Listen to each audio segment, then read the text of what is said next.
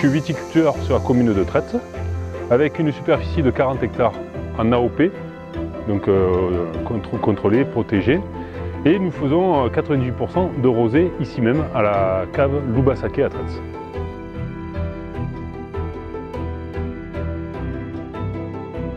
Alors on est dans la région bien sûr du rosé. Ici à Traîtz et même dans les communes aux alentours, nous avons un rosé exceptionnel et qui est connu et reconnu mondialement bien sûr. Alors les secrets on ne va pas tous les dévoiler, mais bon déjà nous on vendange la nuit. Pourquoi?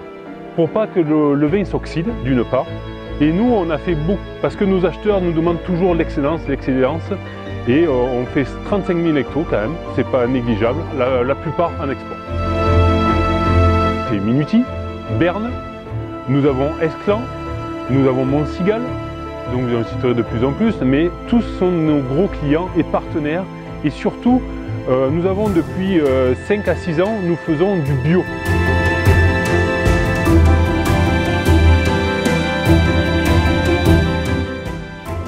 Cette année, quand même, il faut le savoir, on a eu la médaille d'or sur ce produit. Et le conventionnel et le bio, on s'entend très bien. Ce qu'il y a, on essaye de plus en plus à nos adhérents de les pousser sur le bio par rapport à notre demande du marché. Alors le domaine SSV, j'ai découvert grâce à mon cousin qui avait un commandeur. Donc il me l'a fait utiliser, j'en ai acheté un de suite après. Donc j'ai fait une sortie à Préfessal et j'ai vu qu'il y avait des Traxter en démo.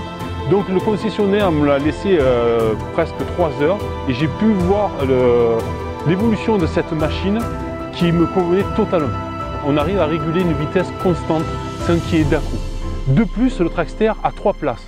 Le Traxter est un outil très polyvalent, on peut faire plein de choses avec. On peut tondre, on peut désherber, on peut réparer. Pendant la période de taille, on ramasse tous les souches mortes. On est en train d'observer le goutte à goutte qui est en place. J'ai eu des problèmes cet hiver avec les chasseurs qui ont tiré le gibier mais ils n'ont pas fait gaffe qu'il y avait du goutte à goutte. Donc j'ai de nombreuses fuites à réparer et je me sers du Traxter pour repérer la fuite et on intervient de suite avec.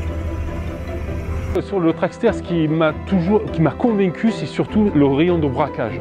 J'avais un commandeur, il fallait que je me prenne plusieurs fois, que là, d'une rangée à l'autre rangée, on sort d'un coup.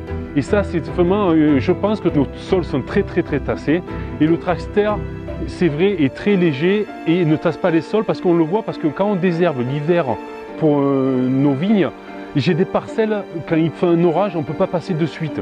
Et moi, je prends mon Traxter, j'équipe ici une rampe de désherbage en plus que j'ai, et on voit, on passe de partout. Le Traxter ne se tanque pas, il a une motricité impressionnante, et ce qui m'a fait vraiment envie de l'acheter. Pour désherber, avant, moi, je prenais un tracteur avec 2 opérateurs derrière qui étaient la machine et qui suivaient à pied.